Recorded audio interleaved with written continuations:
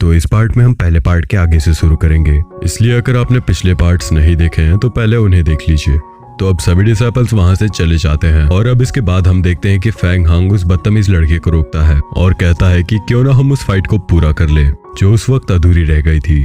तो अब लड़ाई का रिजल्ट हमें तो पता ही था। तो इसके बाद अपने दोस्त को पिटते देख एक लड़का जो कि उस बदतमीज लड़के का दोस्त था, वो अपनी तलवार फेंग हांग की तरफ फेंकता है। वैसे तो तलवार मामूली नहीं थी, वो एक ब्लड रिफाइनिंग वेपन थी जो कि उसकी ही बात मानती है क्योंकि उसने अपने ब्लड से कनेक्ट किया है। वैसे किसी भी ब्लड रिफाइनिंग वेपन या फिर ब्लड रिफाइनिंग ट्रेजर को अनरिफाइन करना बहुत मुश्किल है। साथ ही कईयों को तो ये भी नहीं पता कि उसे अनरिफाइन कैसे करते हैं। तो अब वो तलवार सीधे फेंग हांग के चेस्ट और पेट के बीच में लगती है जहां वो ड्रैगन पेंटिंग रखी हुई थी। तो डार्क फ्यूम की तरह इस बार भी वो ड्रैगन पेंटिंग तलवार को एब्जॉर्ब कर लेती है और फेंग हांग देखता है कि उसे तो चोट लगी ही नहीं, पर वो समझ गया था कि ये ड्रैगन पेंटिंग नहीं किया है। अब वो लड़का जिसकी ये तलवार थी वो बहुत चिंता में आ चुका था। साथ ही वो बार बार फेंग हांग से रिक्वेस्ट करता है कि प्लीज मेरी तलवार मुझे वापस दे दो, मैं दोबारा कभी ऐसा नहीं करूंगा। दरअसल वो स्वॉर्ड उसके लिए बहुत जरूरी थी। तो अब फेंग हांग को समझ में नहीं आ रहा था कि वो क्या करे क्योंकि वो सच भी नहीं बता सकता, पर वो लड़का बार बार रिक्वेस्ट कर रहा था। साथ ही उस लड़के के साथ एक लड़की भी थी जो कि उस लड़के की सीनियर थी। उसे वो लड़का सीनियर मो कह के पुकार रहा था। तो अब वो भी फेंग हांग से यही कहती है कि इसे माफ कर दो और वो तलवार इसे वापस दे दो, वो हमारे लिए बहुत जरूरी है। लेकिन अब फेंग हांग के लिए ये पॉसिबल नहीं था। तो वो थोड़ा सोचकर जवाब देता है कि मैं भी इस बारे में कुछ नहीं कर सकता, मुझे अपनी सीनियर जिंग सुई से पूछना होगा, उसके बाद मैं आपको आपकी तलवार वापस कर दूंगा। अब बात मानकर वो लड़की वहां से चली जाती है। अब इसके बाद सीन चेंज होता है और हम देखते हैं कि फेंग हांग क्रेन के साथ कहीं जा रहा था। तो वो सीआईओ को बताता है कि वो अभी क्रेन पर बैठने में और बैलेंस बनाने में नया है, इसलिए वो थोड़ा प्रैक्टिस करना चाहता है। इसके बाद हम देखते हैं कि जब वो दोनों यानी कि फेंग हांग और वो क्रेन उस जगह से थोड़ी दूर आ जाते हैं तो फेंग हांग क्रेन को उस लड़के के बारे में बताता है कि कैसे उसने अपने लेवल अपग्रेड किया और उस लड़के को हराया। तो बातों ही बातों में क्रेन उसे एक टेक्निक के बारे में बताती है। वो टेक्निक का नाम मेटासाइकी का था। वो बताती है कि ये कमाल की टेक्निक है, इसे हमारे कंसंट्रेशन को बढ़ाने के लिए हमारी मैडम जिंग सुई ने हमें बताई है। इस टेक्निक के जरिए कल्टीवेटर अवतार रिल में पहुंच सकता है। तो ये जानकर फेंग हांग को भी एक्साइटमेंट होने लगती है और वो उसे ये सिखाने को कहता है। अब क्रेन उसकी अच्छी दोस्त बन चुकी थी, इसलिए वो हाँ कर देती है, लेकिन बस यही रिक्वेस्ट करती है कि ये बात किसी को बताना नहीं। तो जब फेंग हांग इस टेक्निक को परफेक्टली ट्राई कर लेता है तो वो एक अलग ही जगह पर पहुंच जाता है। साथ ही सामने उसे एक लाइट दिख रही थी जो कि कुछ और नहीं बल्कि अवतार रिल्म का गेट था। अब हमारा हीरो फेंग हांग उसकी तरफ कदम बढ़ाता है, लेकिन वो एक दो कदम से ज्यादा नहीं जा पा रहा था। दरअसल ये उसकी ताकत थी क्योंकि वो कदम तभी आगे बढ़ा सकता था जब वो उसके काबिल हो। अब फिर वो नॉर्मल वर्ल्ड में आ जाता है और एक गुफा जैसी जगह पर क्रेन को रुकने को कहता है। अब वहां रुककर वो क्रेन से कह देता है कि तुम यहाँ नजर रखो कि कोई आ तो नहीं रहा, और इसके बाद वो उस ड्रैगन पेंटिंग को देखना चालू करता है। साथ ही उसके मन में ये आता है कि क्यों ना उस पर अपनी एक ब्लड की बूंद डाली जाए, क्योंकि उसे लग रहा था कि शायद इससे वो पेंटिंग उसके ब्लड के साथ रिफाइंड होकर कनेक्ट हो सके। अब ना जाने कैसे उसका तुक्का बिल्कुल निशाने पर लगता है और सच में वो ड्रैगन पेंटिंग उसके ब्लड के साथ कनेक्ट हो जाती है। अब इसके बाद सीन चेंज होता है और हम जिन सिताई को देखते हैं जो कि अभी उस तलवार वाले लड़के को भगाने में बिजी था क्योंकि वो उसे बार बार हेल्प मांगकर परेशान कर रहा था। अब उस लड़के के जाने के बाद वहाँ पर इविल सेक्ट का एक आदमी आता है जिसका होलोग्राम हमने डोजो में देखा था। अब जिन सिताई उसे कहती है कि अभी सब माउंटेन बैडरिड से लड़ने जाएंगे। साथ ही मुझे खबर मिली है कि जिंग सुई भी उसके पीछे जाने वाली है, यह देखने की वहाँ कोई बड़ा खतरा तो नहीं। अब जिन सिताई उससे कहती है कि यही सही मौका है मेरे लिए और ये तो तुम जानते हो कि तुम उसे हरा दोगे।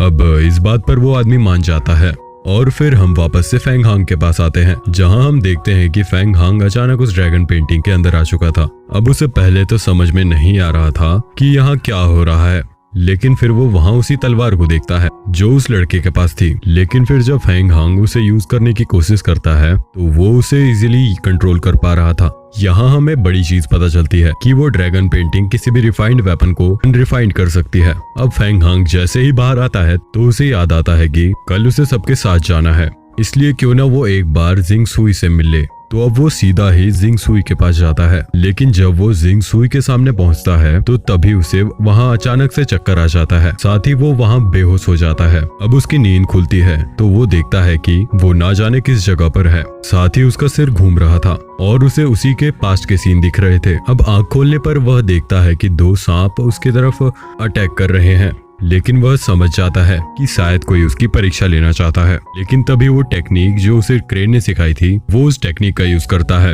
अब उसकी वजह से सब कुछ उसे स्लो मोशन में दिखने लगता है, साथ ही उसका कंसंट्रेशन भी बहुत बढ़ जाता है। अब इसी से वो उस स्नेक को पकड़ने में कामयाब हो जाता है। साथ ही जिंग सुई भी समझ चुकी थी कि फेंग हांग मेटासाइकिक टेक्निक का यूज कर रहा है। अब फेंग हांग होश में आकर देखता है कि जिंग सुई ही थी जो उसकी परीक्षा ले रही थी, क्योंकि अब वो लुटेरों से लड़ने जा रहा था तो इसलिए उसे ज्यादा पावरफुल बनना होगा।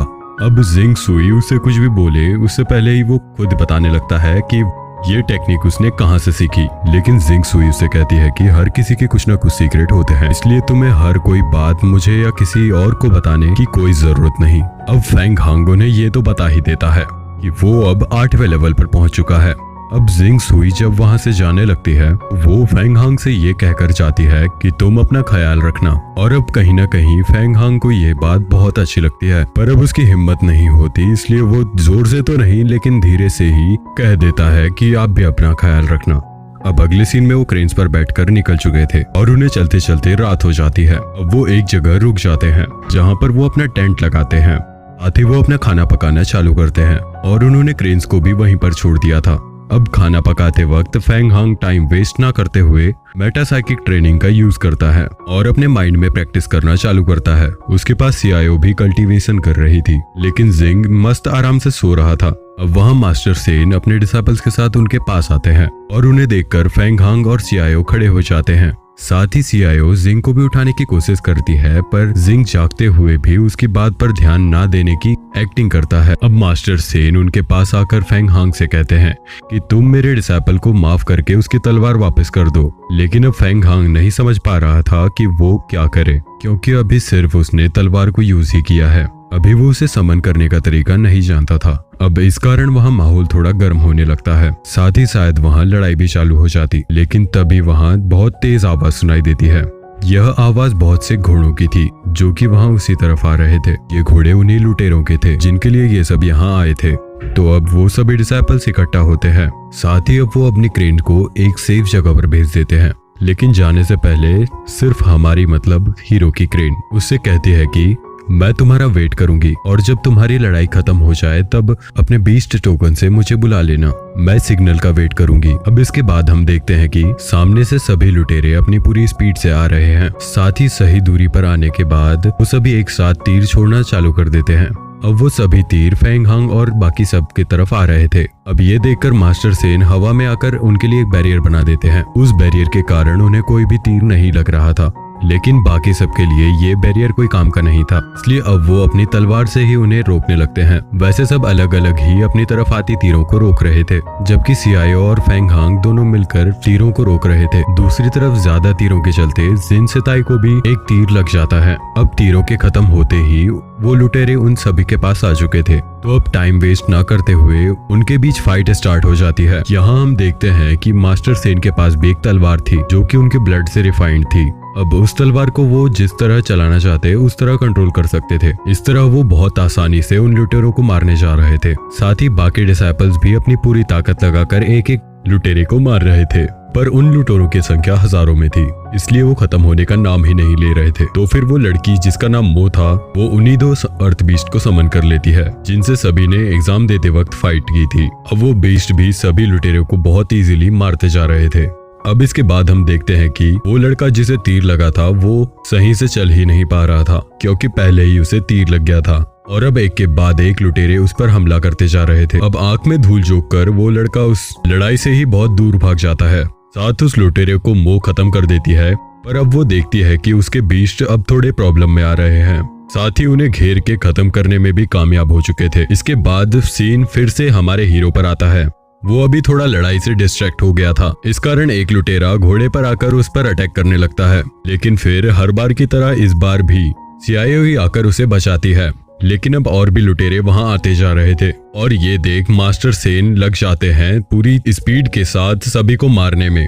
अब बहुत देर हम उन्हीं के अटैक्स को देखते हैं। वैसे इसके बाद वो अपने की नहीं बल्कि दूसरों की तरफ आते हुए लुटेरों को मारते हुए दिखते हैं। अब जब वो फेंग हांग के पास 2 लुटेरों पर अपनी तलवार चलाते हैं तो ना जाने क्यों फेंग हांग को ऐसा क्यों लगता है कि ये शायद मास्टर सेन ने उसके ही तरफ अटैक करने भेजी थी। लेकिन फिर वो खुद को मन ही मन समझाता है कि ये नहीं हो सकता, वो सिर्फ मेरी हेल्प कर रहे होंगे। और असलियत में तो वो सही ही सोच रहा था। मास्टर सेन अपनी तलवार को वापस निकालते हैं और सीधे ही फेंग हांग के ऊपर चला देते हैं। अब फेंग हांग भी अपनी मामूली तलवार आगे लाता है पर वो टूट जाती है। अब तभी वहां कुछ लुटेरे आ जाते हैं जिनसे लड़ना फेंग हांग के लिए थोड़ा मुश्किल हो रहा था क्योंकि उसके पास अब कोई वेपन नहीं था। पर इसके बाद मास्टर सेन उस पर फिर एक बार अटैक करते हैं। अब वो अटैक को रोक रहा था और शायद इस बार भी वो तलवार टूट जाती, लेकिन तभी दूर कहीं से एक पिंक ओर के साथ एक तलवार आती है और वो सीधे ही मास्टर सेन की तरफ अटैक कर देती है। मास्टर सेन भी उससे बचने की और उससे